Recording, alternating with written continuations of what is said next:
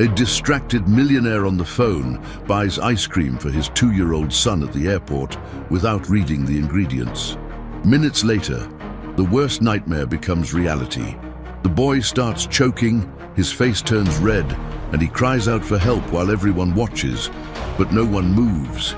In the midst of the chaos, a poor 7-year-old girl standing by the airport entrance rushes toward them, and what she does next leaves everyone in shock.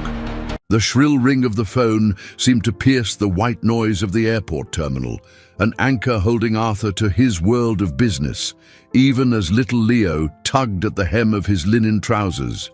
The vacation trip, the first in years without the calming presence of his wife, Sophia, was already beginning with the weight of an obligation.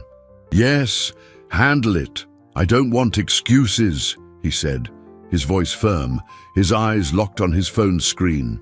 Ignoring the buzz of passengers around him, Leo, with his golden curls and sky-blue eyes, insisted with the tireless persistence of a 2-year-old, "Daddy, ice cream! Ice cream!" Arthur made an impatient gesture, a silent plea for the boy to wait. But the call dragged on, a discussion of spreadsheets and projections that seemed infinitely more urgent. Finally, ending the call with a sigh, he looked down at his son's anxious face. "Ice cream, is it? All right. Let's get your ice cream." They approached the colorful ice cream parlor, an oasis of artificial joy amidst the hurry and stress. The sweet scent of vanilla and chocolate hung in the air. "Which one do you want, champ?" Arthur asked, already reaching for his phone again as he felt a new vibration. Leo pointed a small finger at the metal tubs. Without really looking, Arthur said to the server, "Give me a chocolate and one of that green one there." Pistachio, a word that, in a few short minutes, would become synonymous with panic. He paid with his card, never taking his eyes off the new message that had arrived, and handed the cone to his son, who held it as if it were the greatest treasure in the world. With the task completed, Arthur dove back into his digital universe, walking distractedly toward their departure gate. Leo, happy, took small licks of his ice cream, smudging his nose. The first sign was subtle, a small gasp. A tiny sound lost in the announcement of a flight. Arthur didn't notice. The second was a dry, insistent cough. He glanced up for a second, frowned, and muttered, "Eat slowly, son," before returning to the email he was composing. But then, the silence. A strange, heavy silence that finally made him lift his head. Leo was standing still, his eyes wide, the ice cream cone fallen to the floor, staining the polished white tiles. The boy's mouth was open, but no sound came out. His face, once rosy and full of life, was beginning to turn a deep red, almost purple. Panic rose in Arthur's throat like a wave of ice and fire. He dropped his phone, which shattered on the floor, and knelt in front of his son. "Leo, son, what's wrong? Breathe!" But Leo wasn't breathing. His small chest rose and fell in useless spasms. Terror took hold of Arthur. This man, accustomed to controlling empires with a phone call, was utterly powerless. He scooped his son into his arms and screamed, a guttural, desperate sound that made everyone around them turn. "Help! Somebody help me! He's not breathing!" People formed a circle, their faces curious, shocked, scared. Some took out their phones to film, others just stared, paralyzed by the scene. No one moved. Arthur's world had shrunk to this small body fighting for air in his arms, to the sound of his own heart hammering in his ears. Amid the chaos, on the other side of a glass door, a skinny little girl in a faded dress with large, attentive eyes watched everything. And as Arthur's desperation reached its peak, she walked through the automatic door and started running toward them. The girl stopped in front of Arthur, her small frame radiating an authority that belied her age and worn clothes. Her eyes, a deep and serious brown, didn't focus on the panicked man, but on the boy struggling for breath. "Lay him on the ground, on his side," she said, her voice clear and firm, cutting through the chorus of frightened murmurs. For a second, Arthur was frozen, his mind screaming that he shouldn't listen to a child, a stranger. But Leo's face, now taking on a worrying bluish tint around his lips, forced him to obey. He gently placed his son on the cold airport floor. The girl knelt beside Leo, ignoring the crowd that was now closing in, and with surprising dexterity, she tilted the boy's head back, slightly opening his mouth to ensure his airway was clear. "Don't give him water, ever," she instructed, looking at Arthur with a severity that made him feel like the smallest of men. Arthur, on his knees, felt cold sweat trickle down his forehead. Shame consumed him. He, who commanded board meetings with dozens of executives, who made million-dollar decisions, was taking orders from a child who couldn't be more than 7. And he was following them, because in the depths of his terrified soul, he knew she was right. He saw the calmness in her movements, the absence of panic in her eyes. She had seen this before. The realization hit him like a punch. While he lived in a world of luxury and distraction, this little girl had already faced life and death situations. The seconds dragged on like hours. Under her care, Leo's breathing, though still ragged and noisy, seemed to find a minimal rhythm, a thread of hope. A small, wheezing thread of air entered and left his lungs. The sound of distant sirens began to grow, a relief that almost made him collapse. The paramedics rushed in, parting the crowd with professional efficiency. Seeing the scene, the wealthy man on his knees and the poor girl tending to the child, they hesitated for a fraction of a second. One of the paramedics knelt, looked at Leo's position, and then at the girl, with a mixture of surprise and approval. "You did good, kid," he said quickly. Before starting their procedures, they placed an oxygen mask on Leo's face, and the hissing sound of the air seemed to Arthur the most beautiful melody in the world. They lifted the boy onto a stretcher, and Arthur stood up, his legs trembling. "Is he going to be okay?" he asked, his voice hoarse. "Severe allergic reaction, pistachio," the paramedic asked, pointing to the melted ice cream on the floor. Arthur just nodded, mute with guilt. He was lucky. These first few minutes are crucial. Whoever put him on his side and kept his airway open saved his life. The weight of those words made him spin around. He needed to thank her, to do something, anything. He instinctively put his hand in his pocket, the gesture of a man who solves everything with money, and pulled out his wallet. His eyes scanned the spot where the girl had been kneeling, but the place was empty. He looked at the crowd, at the anonymous faces that were now dispersing. She was nowhere to be seen. She had vanished as quickly and silently as she had appeared.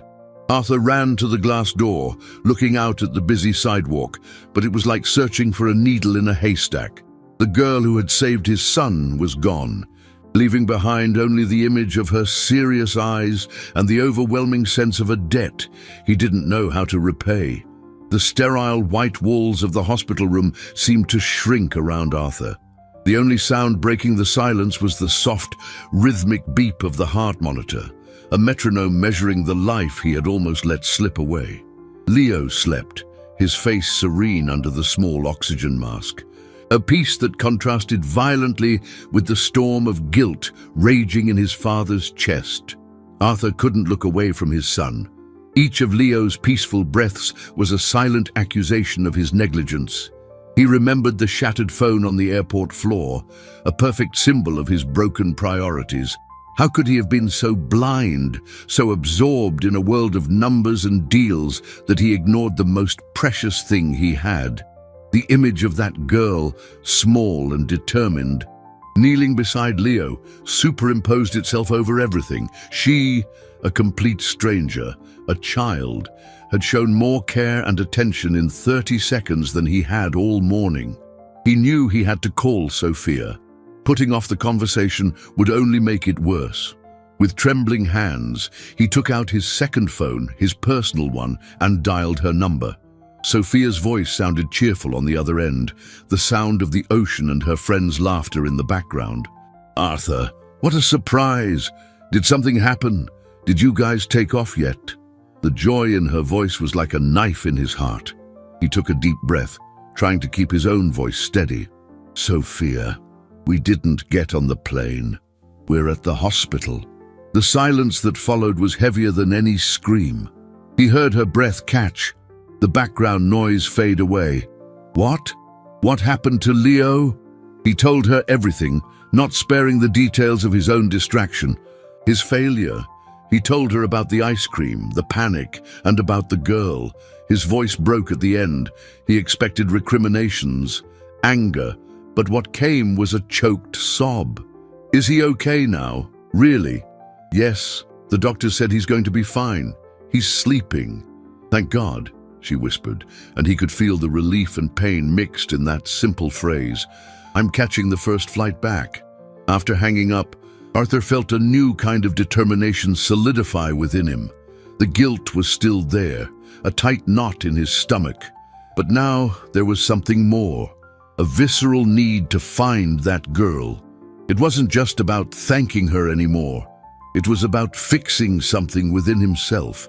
It was about understanding how a child, living a life he could barely imagine, possessed a wisdom and courage that he lacked.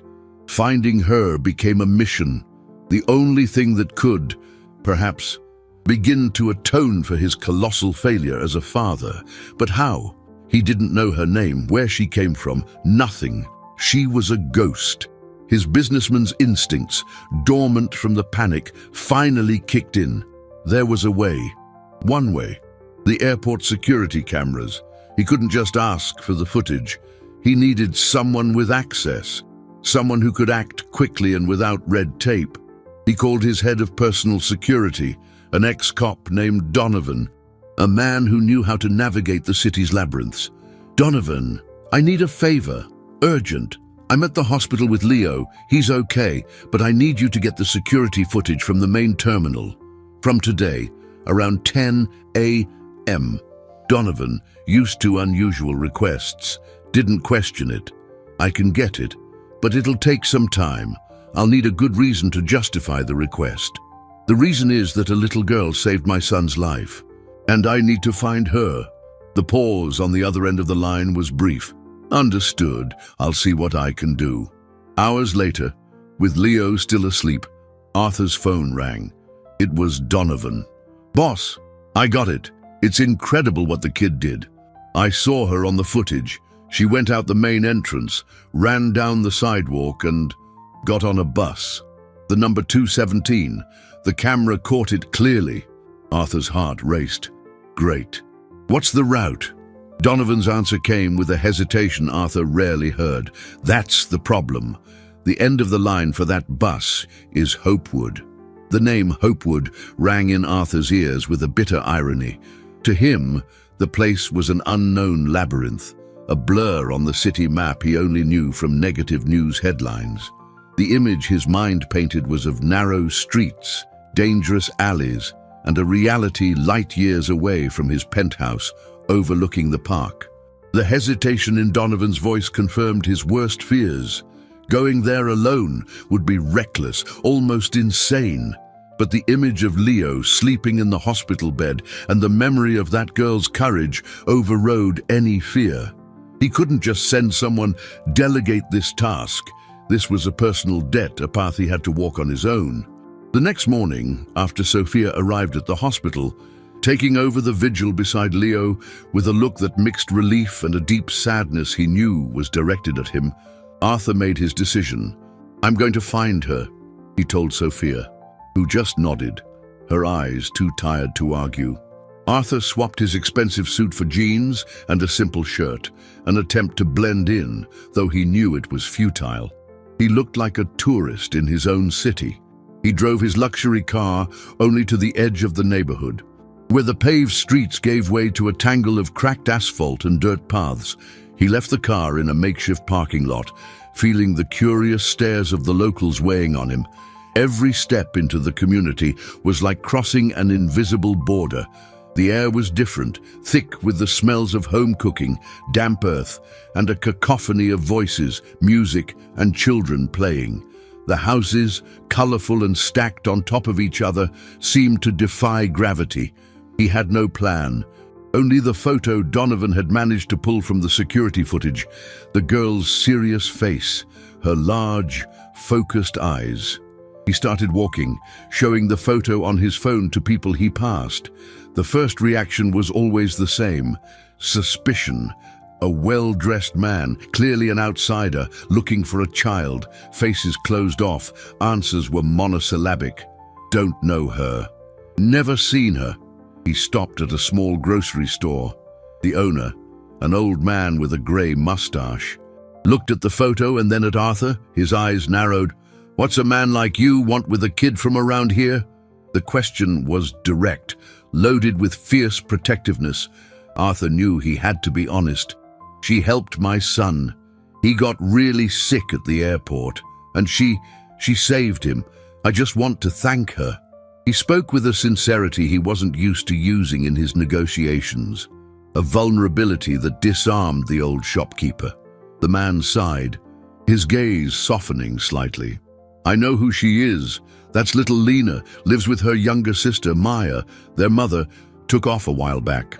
The information hit him hard. Lena wasn't just a hero, she was carrying a burden no child should ever have to bear.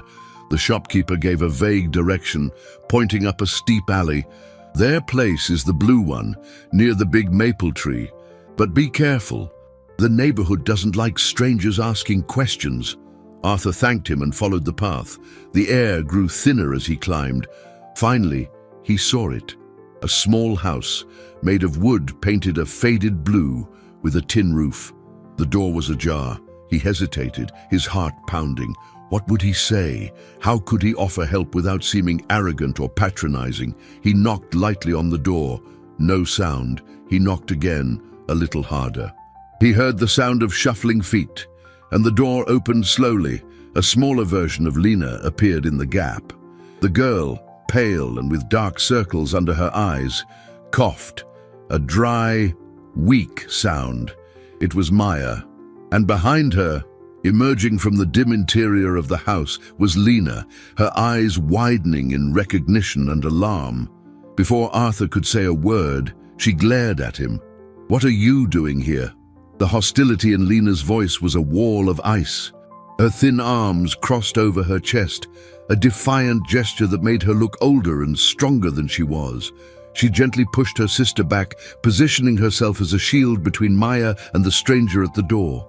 Arthur, caught off guard by the cold reception, felt his rehearsed words vanish. He had expected surprise, maybe even a little curiosity, but not this cutting mistrust. I came to thank you," he stammered, feeling clumsy and intrusive. "My son, the boy at the airport, he's okay because of you. I wanted to—" He trailed off, unsure how to continue. Offering money suddenly felt crass, an insult to this child's dignity. "You don't have to thank me. I just did what had to be done," Lena replied, her voice low but firm. She started to close the door. "Wait," Arthur said, taking a step forward. "Please, my name is Arthur. I'd really like to do something for you. Anything." Lena's eyes sized him up. A cold, calculating assessment he usually only saw in business adversaries. She glanced at her sister, who coughed again, a sound that echoed in the small, poorly lit shack. That sound seemed to crack Lena's armor for an instant. A flicker of worry, of exhaustion, crossed her face. "We don't need anything," she said, but her conviction wavered. Arthur saw his opening. "Your sister, she doesn't sound well. I can help. I know doctors. I can take her to a hospital." The mention of hospital made Lena recoil. "No, she's not going to any hospital. They just want to take kids away." The fear in her voice was palpable, born from traumas Arthur couldn't even imagine. He realized he was handling this all wrong. This wasn't a problem money or influence could solve directly. It was a matter of trust, and he had none. "Okay," he said, holding up his hands in a gesture of peace. "No hospital. But maybe I could bring a doctor here, or at least some medicine, food." He glanced inside the shack. The poverty was stark in every detail. The bare concrete floor, the sparse and old furniture, the absence of almost everything he considered essential. Suddenly, the urgency of his mission shifted. It was no longer about repaying a debt, but about a moral imperative. He couldn't just turn his back and walk away, knowing the situation these two girls were living in. Just then, a harsh voice interrupted them. "What's going on here, Lena?" A heavy-set woman with a severe face appeared in the alley. It was Ms. Irene, the neighbor who rented the shack to the girls. Her small, suspicious eyes darted from Lena to Arthur, then to the expensive watch on his wrist. A flicker of malicious interest appeared on her face. "Is this gentleman bothering you, girls?" "No, Ms. Irene, he was just leaving," Lena answered quickly, trying to end the encounter. But the woman didn't move. She approached Arthur, a sly smile on her lips. "You seem like an important man. Lost. If you need anything, you can talk to me. I take care of things around here." Arthur felt a chill. The woman radiated opportunism. He understood that any help he tried to offer would have to go through her, and that complicated everything. "I was just thanking Lena for a kindness she showed me," he said, his voice neutral. "Ah, Lena, a very helpful girl," Ms. Irene said, her gaze fixed on Arthur. "But very needy, too. Both of them, poor things, all alone in the world. The rent's due tomorrow, you know." The threat was veiled, but clear as day. She was using the girl's vulnerability to pressure him. Arthur found himself trapped. If he left, he'd leave the girls at this woman's mercy. If he stayed, he'd become a target for extortion. He looked at Lena and saw a silent plea in her eyes. Not for help, but for him to leave, to not make things worse. The implied threat from Ms. Irene hung in the air, thick and suffocating. Arthur, accustomed to high-stakes negotiations, recognized the trap. The woman saw him as a walking wallet, an easy solution to her own problems. Any move he made would be interpreted as a sign of weakness, an invitation for greater demands. But Lena's pleading look, begging him to back off, hit him unexpectedly. She didn't want a savior. She wanted to survive by her own rules, however harsh they were. Ignoring the neighbor, he addressed Lena directly, his voice low and respectful. "I understand. I won't cause any trouble. But please, take this." He took a few bills from his wallet, not an exorbitant amount that would attract attention, but enough for the rent and a little more. "It's for what you did. You earned it." He held the money out to her. Lena looked at the bills, then at Ms. Irene, whose face twisted in a mixture of greed and irritation at being ignored. For a moment, the girl hesitated. Need fought with pride in her young eyes. Finally, with a swift movement, she took the money. "Thank you," she whispered, and before Ms. Irene could intervene, she closed the door, leaving Arthur and the neighbor outside. The woman huffed in frustration. "Well, then, at least it'll cover the rent," she grumbled, shooting Arthur a sour look before shuffling away. Arthur stood there for another moment, the sound of the closing door echoing in his mind. He felt he hadn't solved anything. He had only postponed the inevitable. As he turned to walk back down the hill, he felt more powerless than ever. The money was a temporary bandage on a much deeper wound. In the following days, the image of the two girls wouldn't leave his mind. Leo was already home, recovered, running around the apartment as if nothing had happened. But for Arthur, the world had shifted on its axis. He spent hours awake at night, his conversations with Sophia becoming a minefield. She saw his obsession with helping Lena as a form of penance, a way to deal with his own guilt. "You can't save the world, Arthur," she would say, her voice tired. "You have a son, a family. You can't get involved with these people. It's dangerous." He knew there was truth in her words, but the argument of safety felt hollow in the face of the reality he had witnessed. How could he return to his normal life, pretending Lena and Maya didn't exist? He couldn't.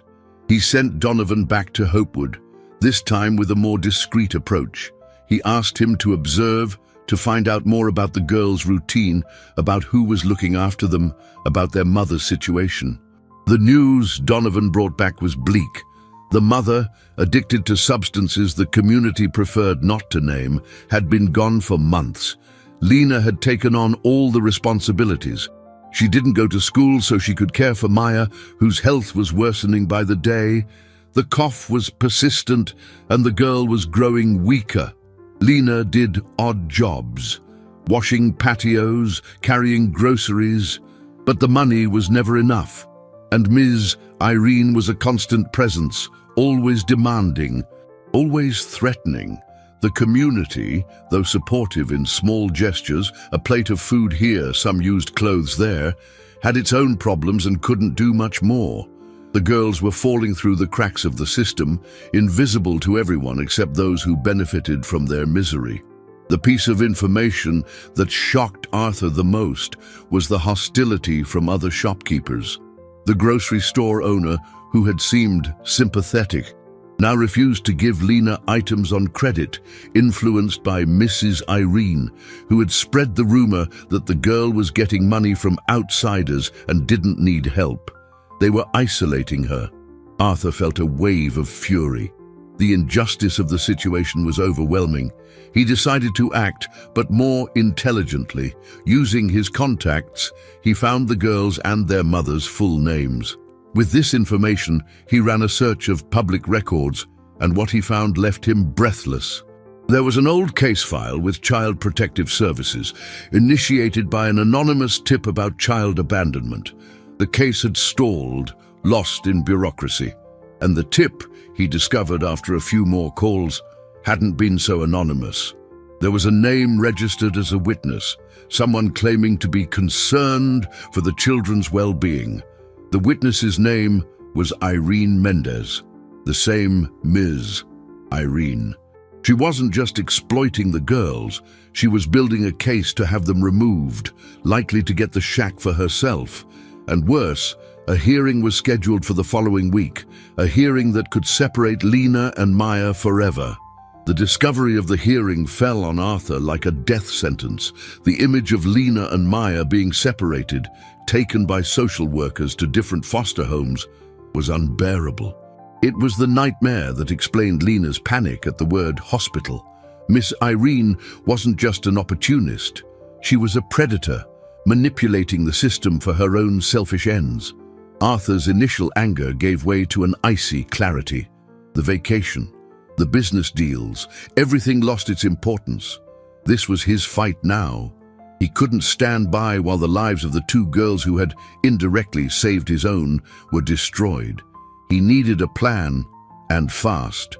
The first call was to the best lawyer he knew, Mr. Davies, a seasoned attorney specializing in family law, known for his tenacity. Davies, I need you. It's a pro bono case, but it will be the most important one of your career, Arthur said, the urgency in his voice leaving no room for refusal. While Davies began to dive into the case's bureaucracy, Arthur knew the legal battle wouldn't be enough. He needed to win Lena's trust. He returned to Hopewood. But this time he didn't go alone. He brought a pediatrician, Dr. Evans, a longtime friend of Sophia's, a woman with a gentle smile and a compassionate gaze. He instructed her not to wear a lab coat, to bring only the essentials in a discreet bag. The approach had to be human, not clinical. When they arrived at the Blue Shack, Arthur felt his heart in his throat. He knocked on the door, and Maya answered. The girl looked even paler. Lena appeared right behind her, her body tense, ready for a fight. "What do you want now?" she asked, her voice weary. "Lena, I know you're scared," Arthur began, choosing his words carefully, "but I'm not here to cause trouble. This is Clara. She's a doctor, a friend. She just wants to see how Maya is doing. No hospitals, no social workers, I promise." Lena studied him, her eyes searching for any sign of a lie. She looked at Dr. Evans, who smiled at Maya. "Hi, Maya. I hear you've got a nasty cough. I get one too when it gets cold." The simple approach seemed to break through Lena's resistance. She looked at her sister, whose breathing was audibly labored, and she relented. With an almost imperceptible nod, she let them in. The inside of the shack was even more precarious than Arthur remembered. Dr. Evans sat on a wooden crate and started talking to Maya, treating her not as a patient, but as a child. She used her stethoscope as a magic telephone to listen to the girl's chest, turning the examination into a game. After a few minutes, Clara's smile faded, replaced by an expression of deep concern. She stood up and walked over to Arthur and Lena, who were watching in silence. "It's more serious than I thought," she whispered. "This isn't just a cold. Her lungs are severely compromised.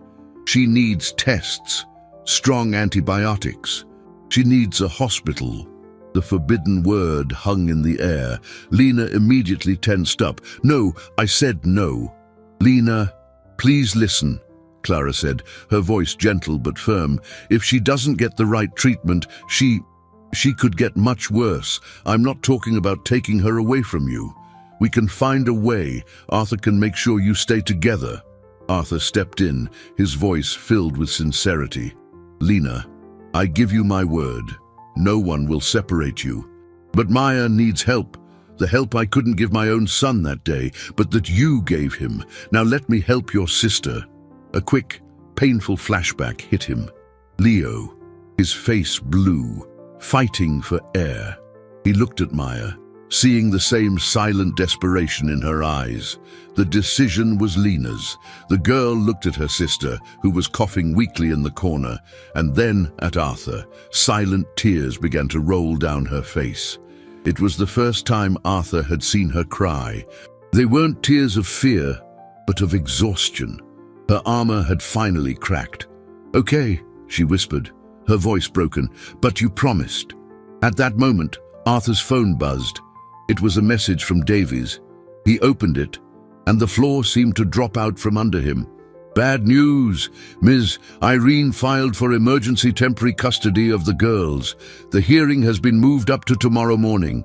The message from Davies exploded in Arthur's mind like a grenade. Tomorrow. There was no time to plan, to build a solid case. Miss Irene, with the cunning of a predator, had fast-tracked the process, catching them completely by surprise. Lena's silent crying intensified, turning into sobs that shook her small body. Exhaustion and fear had finally overwhelmed her. Dr. Evans hugged her, a gesture of maternal comfort in the midst of the chaos. Arthur felt adrenaline take over, the same feeling that drove him in business crises. He needed to think, to act, to control the damage. "Davies is on it," he said, his voice more confident than he felt. "He won't let anything happen. But right now, the priority is Maya." The decision was made. They couldn't wait any longer. The risk of Maya's condition worsening was as immediate as the legal threat. "Clara, which hospital should we take her to? The best one. I don't care about the cost," Arthur said, already grabbing his phone to call his driver. "Saint, Luke's has the best pediatric wing in the city," she replied.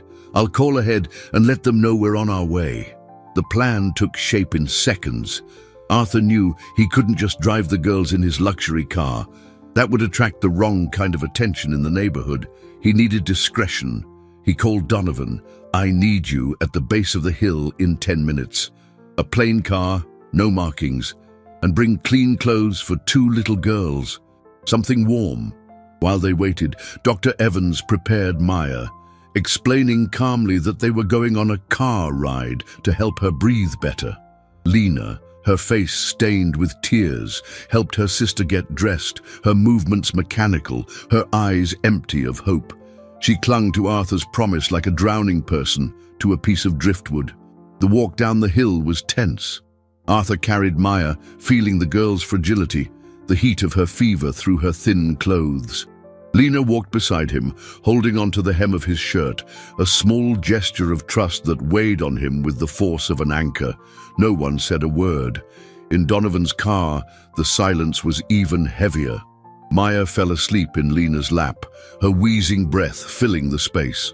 Arthur watched them in the rearview mirror, the image of the older sister protecting the younger one, a distorted reflection of his own failure. The drive to the hospital felt like an eternity. When they arrived, the team alerted by Clara was waiting for them. There was no red tape, no questions. Maya was taken immediately to the pediatric emergency room. Lena didn't let go of her sister's hand until the very last second, when a nurse stopped her from entering the treatment room. Arthur led her to the waiting room, a sterile, impersonal space. Lena curled up in one of the plastic chairs, hugging her knees. She wasn't crying anymore, just staring at a fixed point on the wall, lost in her own fears. Arthur sat beside her, not knowing what to say. Words seemed useless. Instead, he did the only thing he could. He sat there, in silence, his presence a mute promise that she was not alone. Hours passed, the sun set, and the cold hospital lights illuminated the waiting room. Finally, Dr. Evans appeared. Her expression was serious. "She's stable. We got here just in time. It's a severe bacterial pneumonia, complicated by malnutrition. She's going to need to be admitted for a while, on IV antibiotics." Lena looked up. "Can I stay with her?" "Yes," Clara said. "We've arranged for a private room. You can stay with her the whole time." The relief on Lena's face was so profound, it almost made her collapse. She looked at Arthur, and for the first time, he saw something other than fear or suspicion in her eyes. It was a glimmer of gratitude. But the calm was short-lived. Arthur's phone rang. It was Davies. "Arthur, the judge granted the emergency request. The hearing is tomorrow at 9, and he wants to hear from the girl. He wants to hear from Lena." The news that Lena would have to testify at the hearing landed like a bomb in the hospital waiting room. The girl, who had just found a moment of relief, shrank back into herself, fear returning to her eyes. Arthur felt a surge of fury at the system, at the coldness of a law that would require a traumatized 7-year-old to face a courtroom. "That's absurd, Davies. She's in no condition," he said into the phone, his voice low and tense, so as not to frighten Lena further. "I know, Arthur, but the judge is adamant," the lawyer replied. "Ms. Irene's claim is abandonment and neglect. She's painting herself as the only concerned caregiver. Lena's word is the only thing that can refute that. It's our best shot." Arthur hung up, the weight of responsibility crushing him. He had promised to protect the girls, but now he had to ask Lena to face her greatest fear. He knelt in front of her chair, catching her gaze. "Lena," he began, his voice soft, "I know this is scary, and I'm not going to lie. It will be hard. But you are the bravest person I know. You saved my son. You took care of your sister all by yourself. You can do this." She just shook her head, tears welling up again. "They're going to take me away from Maya," she whispered, the phrase that was the root of all her fears. "No, they won't," Arthur said with a conviction he needed to feel as much as she did. "I will be there with you. Mr. Davies, the lawyer, will be there too. We will not let that happen. You just have to tell the truth. Tell them how you take care of your sister, how much you love each other. No one can fight against that." He saw the doubt in her eyes, the internal battle between terror and a small spark of determination. The mention of her sister seemed to steel her resolve. Caring for Maya was her compass, her reason for being. The night was long and virtually sleepless. Arthur arranged for everything, new clothes for Lena, food, and ensured the hospital room was comfortable. He and Sophia took turns. While one stayed with Lena, the other went home to see Leo, a silent changing of the guard marked by tense glances. Sophia, despite her initial reservations, was now fully invested. Seeing the situation up close, the fragility of Maya and the strength of Lena had broken down her defenses. She talked with the girl, not about the court, but about simple things, about drawings and favorite colors, trying to create a small bubble of normalcy in the middle of the hurricane. In the morning, the tension was palpable. Lena barely touched her breakfast. Dressed in a simple new dress and flats, she looked even smaller and more vulnerable. At the courthouse, the atmosphere was oppressive. Cold marble hallways, the echo of hurried footsteps, the air thick with human drama. Ms. Irene was already there, sitting on a bench with an expression of false pity, accompanied by a slick, low-rent lawyer. When she saw Arthur and Lena, she shot them a venomous look. Davies met them at the entrance, a middle-aged man with a reassuring face and intelligent eyes. He knelt to speak to Lena. "Hello, Lena. My name is Alfonso. I'm on your side. I just want you to remember one thing in there. Just tell the truth. It's your most powerful weapon." The courtroom was small and intimidating. The judge, a stern-looking man, peered at them over his glasses. The social worker present in the room had a tired, almost indifferent expression. The hearing began. Ms. Irene spoke first, her voice tearful, a performance of concern. She painted a picture of abandonment, of two children left to fend for themselves, implying that Lena was incapable of caring for her sister. Arthur felt his blood boil. Then it was Lena's turn. She walked to the witness chair, her little legs barely touching the floor. The judge leaned forward. "So, young lady, tell me, is it true that you and your sister live alone?" Lena looked at Arthur, then at the judge. She took a deep breath, her voice barely a whisper. "We don't live alone. We take care of each other." The simplicity and depth of the answer made a silence fall over the room. The judge seemed, for the first time, genuinely taken aback. Lena's answer hung in the air, disarming the cold formality of the room. The judge, Judge Wallace, a man accustomed to rehearsed speeches and crocodile tears, leaned back in his chair, observing the girl with a new intensity. He saw the lack of artifice, the raw truth in her serious eyes. "You take care of each other," he repeated, his voice softer. "Explain to me how Lena..." The girl, encouraged by the judge's attentive silence, began to speak. Her voice, at first trembling, gained strength as she described her routine. She didn't speak of suffering or abandonment. She spoke of responsibility and love. She told them how she prepared Maya's food, mashing a banana to make it easier to swallow.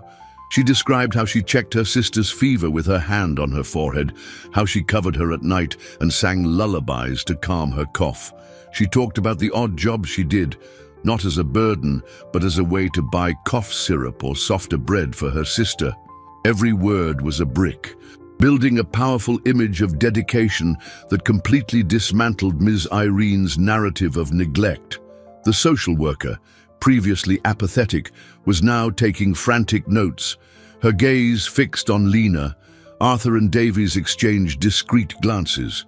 The strategy of letting the truth speak for itself was working better than they could have hoped. Ms. Irene's lawyer tried to object, claiming it was irrelevant, but the judge silenced him with an impatient wave. He was completely captivated. "And your mother, Lena, where is she?" the judge asked. The girl hesitated, her gaze briefly lost. "She went on a trip. She'll be back one day," she said, her childlike loyalty intact, a fiction she had created to protect herself and her sister from the harsh reality. The answer, in its simplicity, was more moving than any accusation. When it was Arthur's turn, he spoke calmly and precisely. He recounted the incident at the airport, focusing not on his own panic, but on Lena's knowledge and calm. He described the scene not as an impulsive act of heroism, but as the action of someone trained by daily caregiving. "Your Honor, I am a witness that this girl is not negligent. On the contrary, she possesses a capacity for care that many adults, myself included, lack. The only negligence I saw that day was my own." He then laid out the situation with Ms. Irene, the rent collection, the veiled threats, the way she tried to isolate the girls from the community. Davies presented the evidence he had managed to gather in such a short time. The testimony of the grocery store owner, who, encouraged by Arthur, had agreed to speak about the pressure he was under, and the records of previous complaints filed by Ms. Irene, showing a pattern of harassment. Ms. Irene's face went from outrage to panic. Her castle of lies was crumbling. The judge stared at her, his gaze as cold as steel. "Do you have anything to say about these allegations?" She stammered and denied it, but her credibility was destroyed. The hearing was adjourned. The judge announced that the decision on custody would be delivered at the end of the afternoon. The wait was agonizing. They returned to an anteroom, the silence heavy with anticipation. Lena was exhausted, the adrenaline having left her. She leaned against Arthur, almost falling asleep. He could feel her breathing against his arm, a constant reminder of what was at stake. Finally, they were called back into the courtroom. The judge looked at the papers on his desk, and then at everyone present. After reviewing the facts, and especially the testimony of Lena, he paused for what felt like a lifetime. It is clear to this court that the custody petition filed by Ms. Irene Mendez is not only unfounded, but malicious. Petition denied. A collective sigh of relief swept through their side of the room, but the judge wasn't finished. However, the vulnerable situation of the minors is undeniable. They cannot go back to living alone. Arthur's heart froze. Had he won the battle only to lose the war? The judge continued, "Therefore, I am awarding temporary custody of the minors, Lena and Maya, to Mr. Arthur Hayes."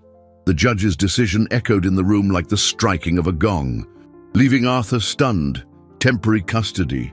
To him, the responsibility for these two lives, which until a few weeks ago had been complete strangers, now fell squarely on his shoulders.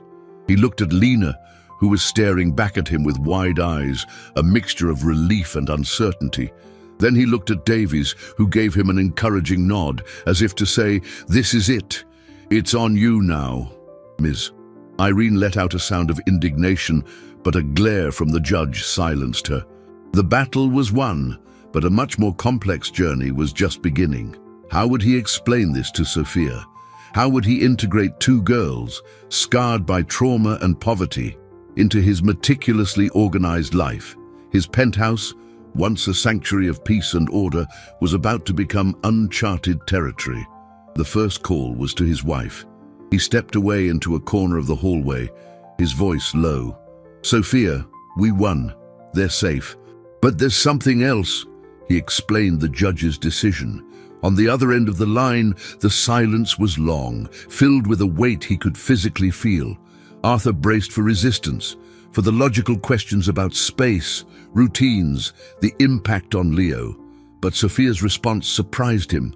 "Bring them home, Arthur," she said, her voice thick with emotion. "We'll figure it out. They need us."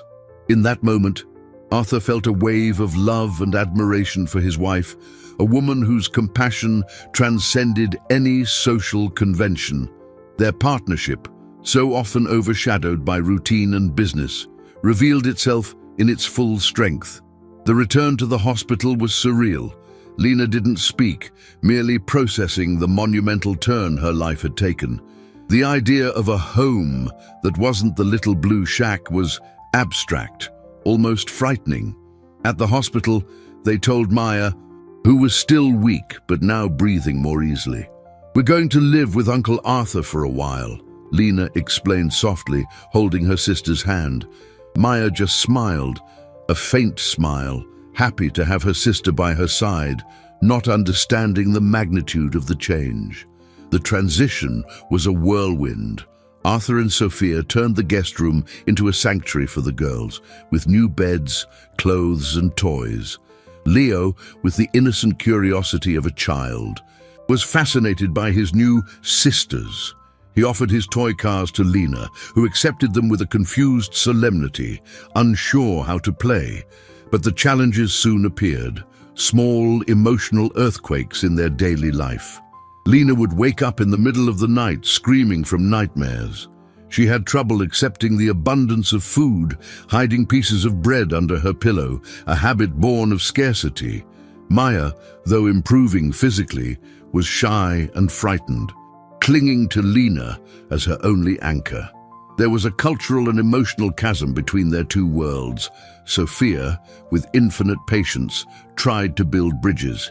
She taught Lena to read, told stories to Maya, and created a routine of affection and security. Arthur, for his part, discovered a new role. He was no longer just the distant provider. He was a father to 3 children. He learned how to comfort Lena after a nightmare, how to make Maya laugh with silly faces, how to mediate the small disputes over toys between them and Leo. His life was turned upside down. Business meetings were postponed, trips cancelled. His focus was at home. He realized how much of Leo's childhood he had missed, immersed in his work. Now, he was rediscovering the joy of a family breakfast, of an afternoon in the park. However, the adjustment was not a straight path. There were moments of frustration, of doubt. On one particularly difficult night, after Lena had an inconsolable crying spell, Arthur sat on the balcony, looking out at the city lights. Sophia joined him. "Are we doing the right thing?" he asked, his voice heavy with exhaustion. "Arthur, the right thing is rarely the easy thing," she replied, placing her hand on his. "Look at them. They're safe. They're together. Maya is healing. Lena is starting to smile. That's what matters." Just then, they heard a noise. It was Lena, standing in the doorway to the balcony, holding a drawing. It was a colorful sketch of 5 people holding hands. "It's our family," she said in a small voice, handing the paper to Arthur. The simple, imperfect drawing was the answer he needed. The months that followed were a tapestry woven with threads of progress and setbacks. Arthur and Sophia's home filled with a new life, a noisy, loving chaos they had never imagined. Maya, with ongoing medical treatment and proper nutrition, blossomed. The pale, sick child gave way to a rosy-cheeked, laughing girl whose cough had vanished completely. She followed Leo all over the apartment, the two forming an inseparable pair of explorers. Lena, in turn, began to let her guard down. Gradually, the bread stopped appearing under the pillow. The nightmares became less frequent. With the help of a child psychologist Arthur had hired, she began to process her trauma and allow herself to be a child. The weight of the world she had carried for so long on her small shoulders started to dissipate. She smiled more, a genuine smile that lit up her face. Arthur was transformed. The ruthless executive gave way to a present and attentive father. He discovered that the true measure of his success wasn't in stock charts, but in Leo's spontaneous hugs, Maya's laughter, and the look of trust Lena gave him. He reorganized his life, delegated more at work, and started picking the kids up from school. Lena and Maya had been enrolled, and despite their initial delay, were learning eagerly. He reveled in the small victories. The first time Lena read a full sentence, Maya's first goal in a garden game, the way the 3 children now called each other siblings. Sophia was the rock of this new family, the gravitational center that held everyone together with her calm and unconditional love. However, the legal battle was not over. The custody was temporary. Davies warned them that the adoption process would be long and complex. The girl's mother still had parental rights, and although she was missing, the system required an exhaustive search before any permanent decision could be made. Furthermore, Miss Irene had not given up. Defeated in court, she resorted to dirtier tactics.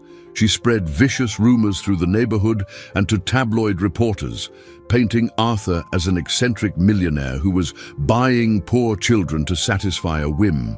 Anonymous tips started coming into Child Protective Services, forcing visits from social workers who, despite seeing the girls were thriving, created a climate of instability and fear. The breaking point came on a rainy afternoon. Arthur was in his home office, reviewing some documents, when he got a call from Davies. The lawyer's voice was grave. "Arthur, they've found their mother." Arthur's heart stopped. "Where? How is she?"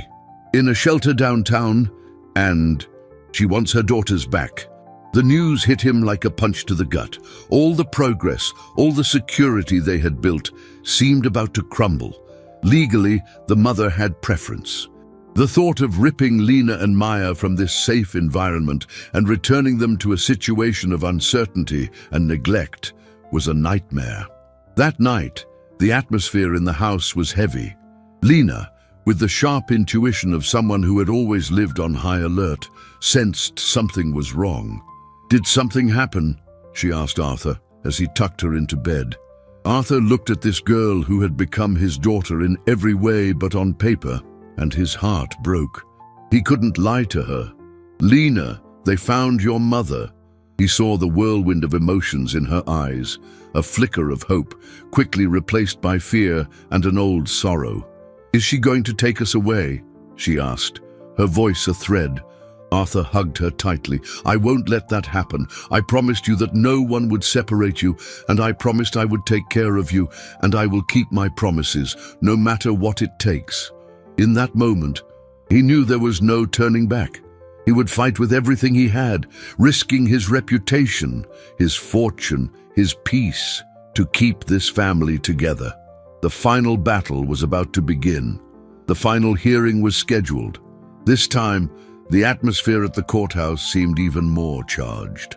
Arthur, Sophia, and Davies sat on one side, a united front of anxiety and determination. On the other side sat the girl's mother, a frail and worn-out figure, next to a public defender. Lena and Maya were not present. Davies had insisted they be spared this confrontation. The mother, named Celia, looked lost, her eyes hollow and tired, her skin marked by a hard life. She didn't look like a villain, but a victim of her own circumstances, which made the situation even more painful and complex. Judge Wallace presided again, his face impassive. He heard from the mother first. Celia spoke in a low, hesitant voice. Telling her story, she spoke of a life of broken promises, bad choices, and the addiction that had consumed her. "I love my daughters," she said, tears streaming down her face. "I know I messed up, I failed them, but I'm trying to get better. I'm in a program. I've been clean for 2 months. I just want a second chance. They're all I have." The plea was moving and genuine. Arthur felt a lump in his throat.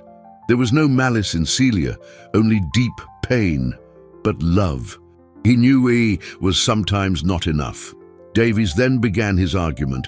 He did not attack Celia. On the contrary, he spoke respectfully of her struggle. But he presented facts. He showed Maya's medical reports, detailing the state of malnutrition and pneumonia that had nearly killed her. He presented the reports from Lena's psychologist, which described the trauma of abandonment and the parentification syndrome, where a child is forced into an adult role. He showed pictures of the girls' lives now, healthy, happy, integrated into a school and family routine. "Your Honor, no one here doubts the love Ms. Celia has for her daughters," Davies said, his voice firm. "But what is at stake is not the past, nor even good intentions for the future. What is at stake is the well-being and stability of 2 children who have already suffered the unimaginable. The bond they have formed with Arthur and Sophia is not just emotional. It is vital. It is the anchor that has allowed them to begin to heal their wounds." The judge then asked to hear from Arthur. He stood, not as the powerful businessman, but as a father. He didn't talk about what he had given the girls. He talked about what they had given him. "They taught me what's important in life," he said, his voice thick with emotion. "They taught me about courage, about resilience, about unconditional love. They saved my life in a much more profound way than Lena saved my son that day. They gave me a real family. To take that away from them now would be the greatest cruelty of all." He looked at Celia, not with anger, but with compassion. "I understand your pain, and I want you to know that whatever happens, your daughters will never stop knowing that you love them. I will make sure of it, but their home, their safety, is with me now." The judge called a recess to deliberate. The wait was the longest of Arthur's life. He held Sophia's hand tightly, both of them praying in silence. Finally, they were called back in. Judge Wallace looked at everyone in the room, his face revealing the difficulty of the decision. "This is one of the hardest decisions I have ever had to make. On one side, we have the biological right of a mother seeking redemption. On the other, the emotional stability and well-being of two children.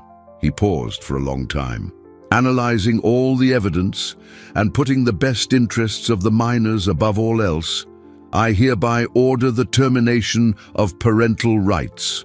He turned to Arthur and Sophia, and I grant the full adoption of Lena and Maya Hayes to the petitioners. The sound of a sob cut through the silence.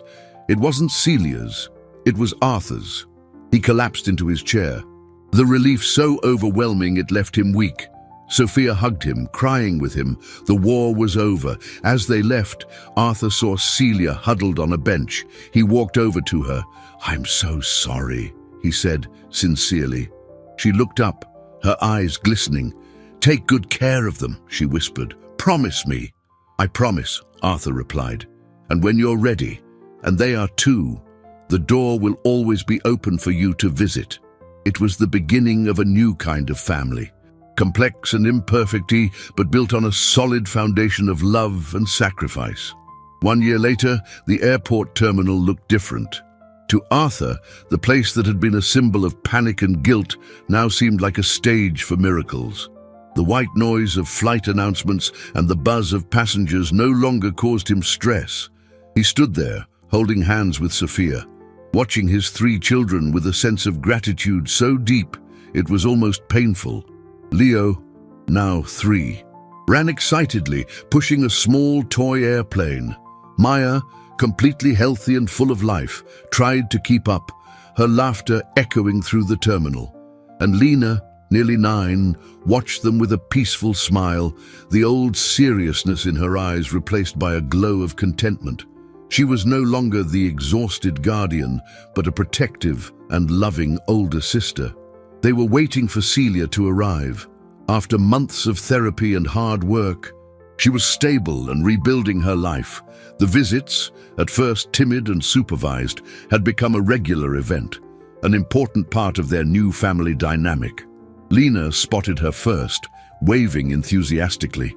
Celia smiled when she saw them, a genuine smile, free from the pain of the past. She hugged her daughters tightly, an embrace not of possession, but of pure love and pride. Then she hugged Arthur and Sophia. There was no more awkwardness between them, only a mutual respect forged in the most difficult of circumstances. As they walked to a cafe, Leo stopped suddenly, pointing to the ice cream parlor. "Daddy, ice cream," he said, the same words that a year ago had nearly ended in tragedy. A chill ran down Arthur's spine, a phantom memory. Sophia squeezed his hand, sensing his tension. Lena, noticing her father's look, came closer. "It's okay," she said, her voice full of a wisdom that still surprised him. "We know how to read the ingredients now." At the ice cream shop, the sweet smell was no longer threatening. It was just ice cream. Arthur knelt in front of Leo. "Which one do you want, champ? But no pistachio, deal." Leo pointed to the strawberry. Lena chose chocolate, and Maya picked vanilla.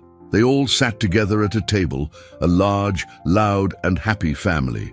Arthur watched the scene, every detail etching itself into his memory. Leo's nose smudged with ice cream.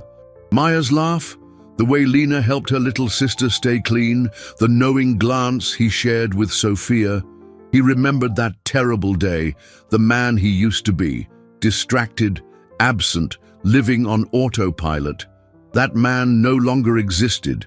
In his place was a father, a husband, a man who had learned that true wealth wasn't in bank accounts or business empires, but in these simple, precious moments. The crisis had broken him, shattered his priorities, and forced him to rebuild himself from the ground up. And in the process, he had found himself. He had found a purpose greater than material success. The journey had been arduous, full of obstacles and pain, but every step had been worth it. He looked at Lena, the little hero who, with one act of courage, had started this entire revolution in his life. She hadn't just saved Leo, she had saved them all. She had saved him from an empty life. He reached across the table and touched her arm. "Thank you, Lena." She smiled, understanding everything that went unsaid in those simple words. The airport, once the stage of his greatest fear, had become the symbol of his new beginning. It was where his old life had ended and his new, richer, more meaningful life had begun. And as the afternoon sun streamed through the glass windows, illuminating the faces of his family, Arthur Hayes felt, for the first time in his life, a complete and absolute peace.